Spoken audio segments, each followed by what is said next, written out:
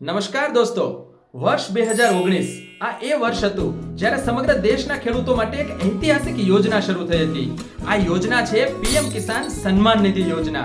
જ્યારથી આ યોજના શરૂ થઈ છે ત્યારથી અત્યાર સુધીમાં રૂપિયા 2000 ની રકમના કુલ 21 હપ્તા સફળતાપૂર્વક ખેડૂતોના ખાતામાં જમા થઈ ચૂક્યા છે.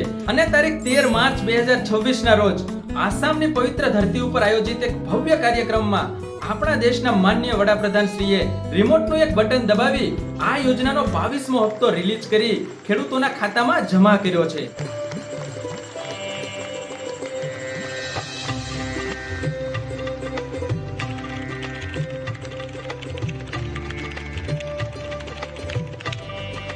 આ યોજના અંતર્ગત ચૂકવવામાં આવેલી સહાયના આંકડાઓ પણ ગૌરવ અપાવે તેવા છે.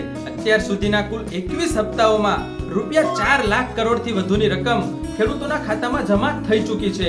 અને આ 22મા હપ્તામાં 9 કરોડ 32 લાખથી વધુ ખેડૂતોના ખાતામાં રૂપિયા 18,640 કરોડથી વધુની રકમ જમા કરવામાં આવી છે. આ યોજના અંતર્ગત ઉપયોગમાં લેવામાં આવતી ડાયરેક્ટ બેનિફિટ ટ્રાન્સફર એટલે કે ડીબીટી ટેકનોલોજી પણ કમાલની છે.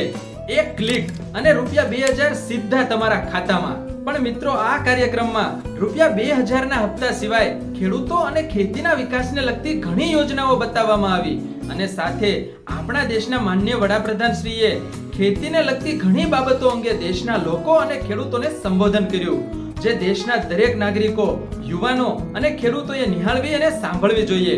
તો આવો આપણે સૌ સાથે મળી ખેતીના વિકાસની આ વાતોને નિહાળીએ અને સાંભળીએ.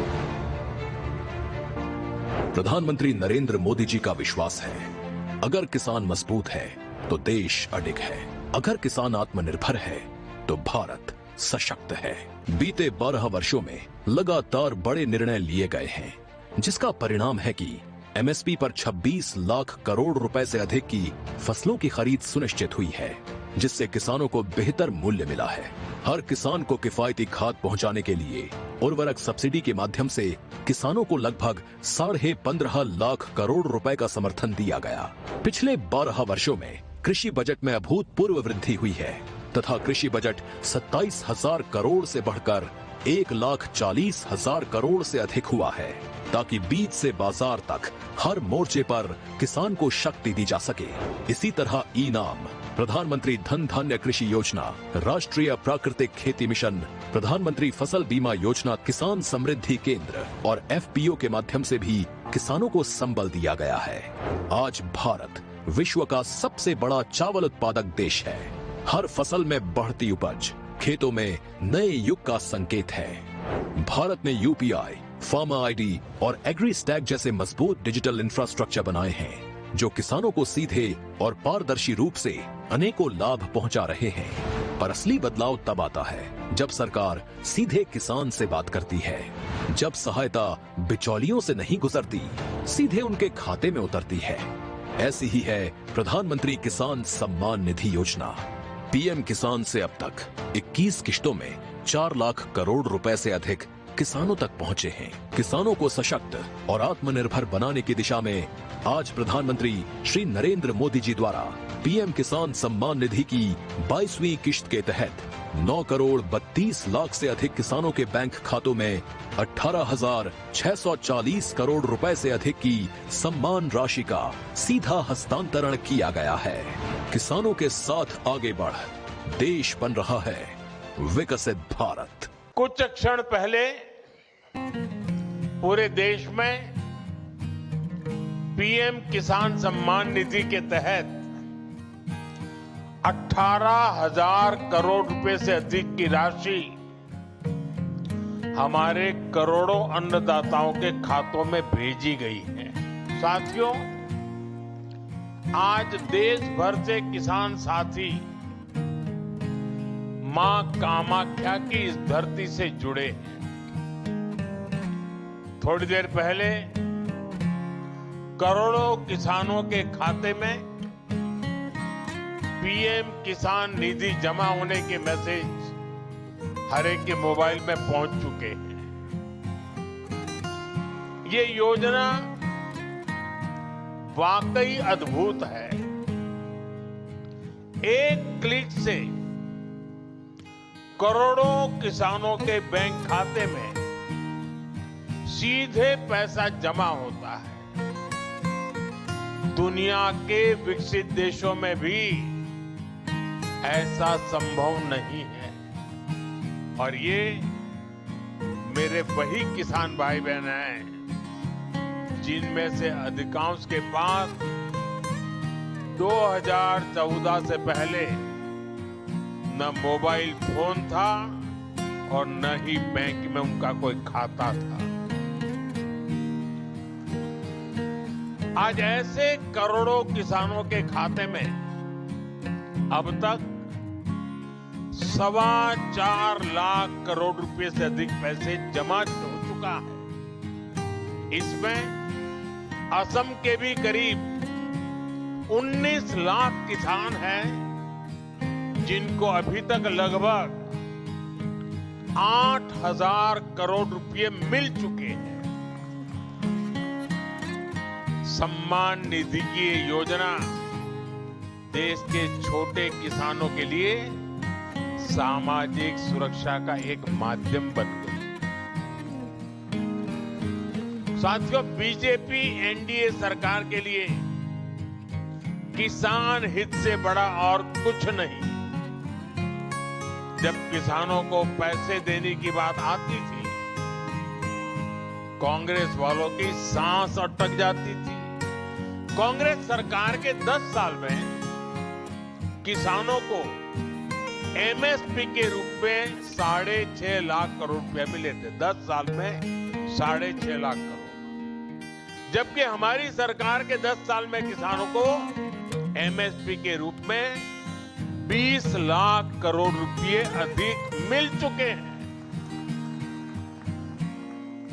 साथियों, बीते 11 वर्षों में देश के किसान के इर्द गिर्द बीजेपी एनडीए सरकार ने एक मजबूत सुरक्षा कवच बना है। एमएसपी हो, सस्ता ऋण हो, फसल बीमा हो, पीएम किसान सम्मान निधि हो, ये योजनाएं किसानों का बहुत बड़ा संबल बनी है। इतना ही नहीं, हमने इस बात का ध्यान रखा है कि अंतर्राष्ट्रीय स्तर पर संकट का असर खेती किसानी पर न पड़े।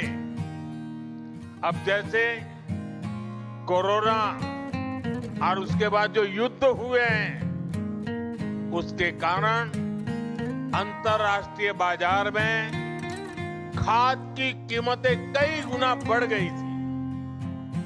विदेशी बाजारों में खाद मिलनी भी मुश्किल हो गई थी। लेकिन केंद्र सरकार ने इस संकट को रोकने के लिए भरपूर कोशिश की। यूरिया की जो बोरी अंतर्राष्ट्रीय बाजार में 3,000 रुपये में मिलती है, वही बोरी हमारी सरकार ने अपने किसानों को सिर्फ 300 रुपये में दी है। इस पर सरकार ने अपने खजाने से 12 लाख करोड़ रुपए से अधिक खर्च किए हैं, ताकि मेरे किसानों पर बोझ न पड़े। ये बोझ सरकार अपने कंधों पर उठा रही है। साथियों, बीते दशक में भाजपा एनडीए सरकार ने एक और बहुत बड़ा काम आत्मनिर्भरता को लेकर किया है। हमने कृषि को बाहरी संकटों से बचाने के लिए आत्मनिर्भरता को प्रोत्साहन दिया है। साथियों, किसानों की खेती नई तकनीक से जुड़े, उन्हें सिंचाई के नए तरीकों से जोड़ा जाए और फसलों को भी लाभ मिले, इस मंशा से हमारी सरकार ने पर ड्रॉप मोर क्रॉप की नीति बनाई। ड्रिप और स्प्रिंकलर जैसी माइक्रो इरिगेशन टेक्निकों को किसानों तक पहुंचाया। इससे सिंचाई भी बेहतर हुई और लागत भी कम हो गई। आज सरकार आपके खेतों को सोलर पंप से जोड़ने के लिए काम कर रही है और हमारी कोशिश है कि डीजल पर आपका खर्च कम से कम। केंद्र ने जो कुसुम योजना बनाई है वो इसीलिए है।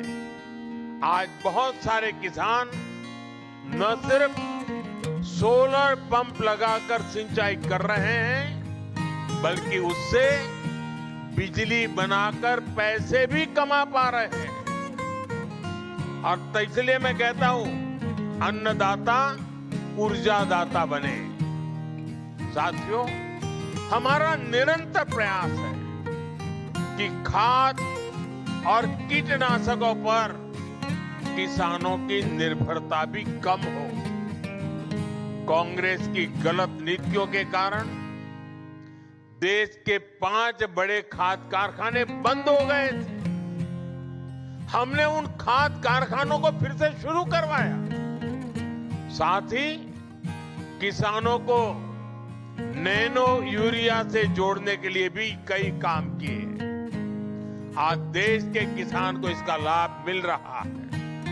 अब बीजेपी एनडीए सरकार देश के किसानों को प्राकृतिक खेती के लिए प्रोत्साहन दे रही है। किसान जब बहुत बड़े स्तर पर प्राकृतिक खेती को अपनाएंगे तो मिट्टी भी सुरक्षित रहेगी और हमारे अन्नदाता वैश्विक संकटों से भी सुरक्षित रहेंगे। મિત્રો, આ સંબોધનમાં તમે સાંભળ્યું, તમારા ખાતામાં રૂપિયા 2000 નો હપ્તો જમા થયા અંગેનો મેસેજ તમને તમારા મોબાઈલ નંબર ઉપર મળી ગયો હશે। આથી ચેક કરીને કહો તમારો હપ્તો જમા થયો છે કે નહીં, અને જો ન થયો હોય તો ચિંતા કરતા નહીં, કારણ કે ઘણીવાર બેંકના સર્વરને કારણે તેમાં થોડી વાર લાગી શકે છે। આ સિવાય pmkisan.gov.in પર જઈને તમે તમારું સ્ટેટસ ચેક કરી શકો છો, જેની લિંક મેં નીચે ડિસ્ક્રિપ્શનમાં આપી દીધી છે। દોસ્તો, આ બધી વાત ઉપરથી એક વાત તો ચોક્કસ નક્કી થાય છે કે જ્યારે દેશનો ખેડૂત મજબૂત અને આત્મનિર્ભર બનશે ત્યારે જ દેશ ખરા અર્થમાં મજબૂત અને આત્મનિર્ભર બનશે। પરંતુ અહીં તમને બધાને મારો એક સવાલ છે કે રૂપિયા 2000 ના હપ્તા અને આ યોજનાઓથી ખેડૂત શું ખરેખર મજબૂત અને આત્મનિર્ભર બન્યો છે, અને બન્યો છે તો કેટલો? તે નીચે કોમેન્ટ કરીને જરૂરથી જણાવજો। જો વિડિયો ગમ્યો હોય તો તેને લાઈક કરી અને શેર કરજો। આવી જ લેટેસ્ટ અને સાચી માહિતી માટે આપણી ચેનલ આવો જાણીને સબસ્ક્રાઇબ કરી લેજો। ફરી મળીશું નવી માહિતી સાથે નવા વિડિયોમાં। ધન્યવાદ।